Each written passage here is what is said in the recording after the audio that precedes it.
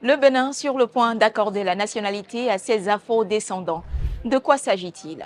Le mercredi 8 mai, lors de la réunion du Conseil des ministres, le gouvernement a soumis à l'examen un projet de loi énonçant les critères requis pour son acquisition.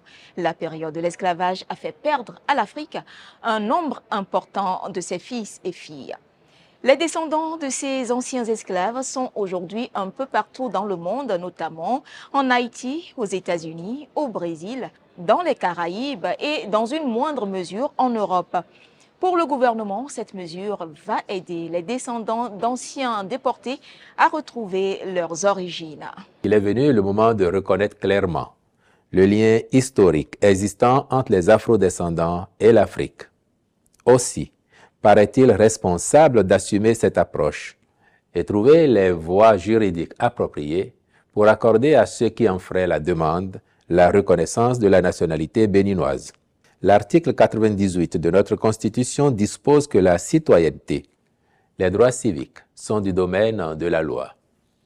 Quoique la nationalité béninoise, par reconnaissance, confère à son détenteur, pour les droits et obligations qui y sont attachés, conformément à l'article 36 de la loi numéro 2022-32 du 20 décembre 2022 portant Code de la nationalité en République du Bénin, elle accepte cependant les intéressés des droits politiques et de l'accès à la fonction publique béninoise.